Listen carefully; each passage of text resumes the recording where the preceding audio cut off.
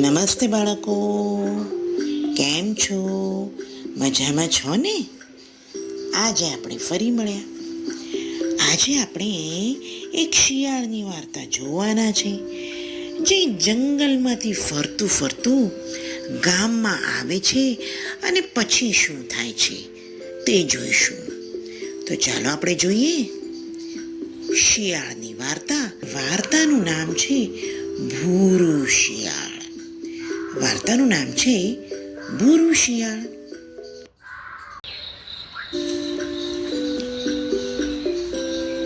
એક મોટું જંગલ હતું. એ જંગલમાં ઘણા બધા પ્રાણીઓ રહે. એક દિવસ એક શિયાળ ખાવાની શોધમાં ફરતું એ ગામમાં આવી ચડ્યું. ગામમાં તો ફરતા એને કશે ખાવાનું તો મળ્યું નહીં, પરંતુ રાત થઈ ગઈ. હવે તો ગામના કૂતરાઓ આ શિયાળને જોઈ ગયા અને શિયાળની પાછળ ભાવ કરતા દોડ્યા. શિયાળ આગળ અને કૂતરા પાછળ. આમ દોડતા શિયાળ તો ખૂબ આગળ નીકળી ગયું અને એક મોટા ટબમાં ધબાક દઈને પડ્યું. હવે એ ટબ તો ભૂરા રંગના પાણીથી ભરાયેલું હતું. શિયાળને તો તે ખબર નહોતી અને એ તો પાણીમાં પડ્યું. થોડી વાર રહીને કૂતરા તો જતા રહ્યા અને શિયાળ ટબમાંથી બહાર નીકળ્યું અને જંગલમાં ચાલ્યું ગયું. સવાર થતા એ જંગલમાં ફરતું હતું. ત્યાં એક વાંદરાએ જોયું, અરે આ વળી નવું પ્રાણી કોણ છે? વાંદરો તો હૂપ કરતો આગળ પાછળ ઝાડે કૂદવા માંડ્યો અને ગભરાઈ ગયો. શિયાળને થાય છે, આ વળી વાંદરો મારાથી કેમ ગભરાય છે? તેને તે વખતે તો ખ્યાલ આવ્યો નહીં. પછી એણે નીચે પોતાના શરીર તરફ જોયું તો પોતે તો આખું ભૂરા રંગનું થઈ ગયું હતું. હવે તો શિયાળને મજા આવી ગઈ.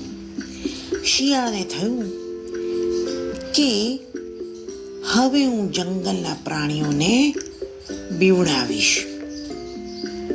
હવે શિયાળ તો જંગલમાં ફરવા માંડ્યો. બધા પ્રાણીઓ એને જોઈને ભાગ કરવા માંડ્યા. બધાને થયું, આ નવું કોઈ પ્રાણી આવ્યું લાગે છે, એ આપણને ખાઈ જશે, આપણને મારશે. એમ કરીને પ્રાણીઓ તો દોડાદોડ કરવા માંડ્યા. આમ ભાગ અને નાસાનાસ કરતા હતા. ત્યાં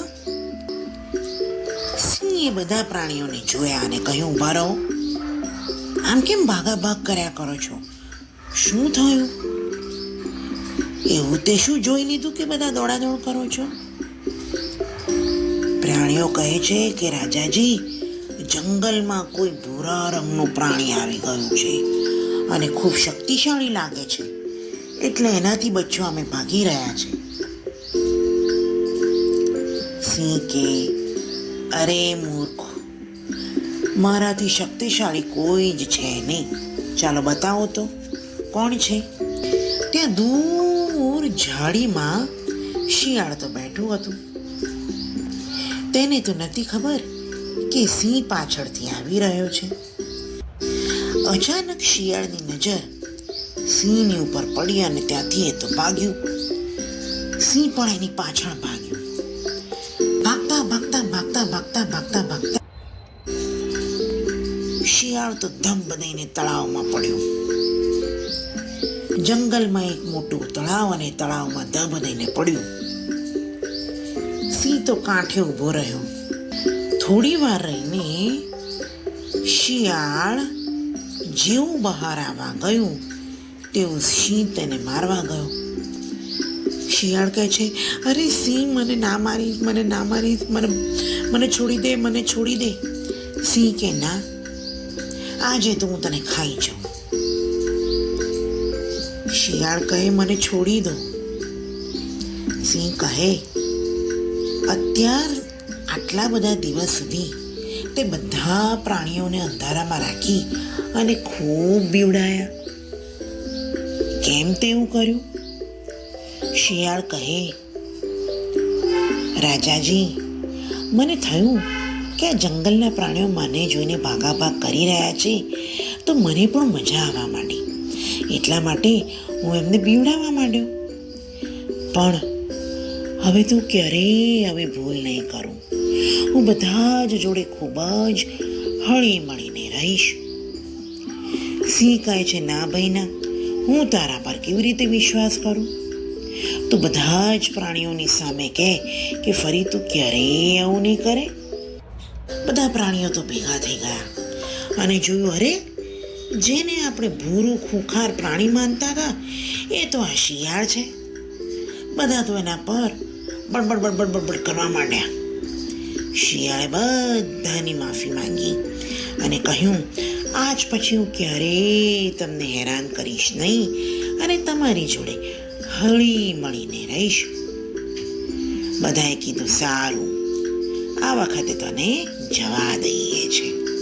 આમ શિયાળ અને બાકી બધા પ્રાણીઓ ફરીથી જંગલમાં ખુશખુશાલ જીવન જીવવા લાગ્યા. બાળકો, વાર્તામાં મજા આવી ને? જોયું, શિયાળે બૂરું થઈ ગયા પછી બીજા પ્રાણીઓને બીવડાવવાનો પ્રયત્ન કર્યો, પણ હકીકત સામે આવી ત્યારે પોતાની ભૂલ પણ સ્વીકારી અને બધાએ તેને માફ પણ કરી દીધું. હવે આપણે નવી વાર્તા સાથે ફરી મળીશું. આવજો.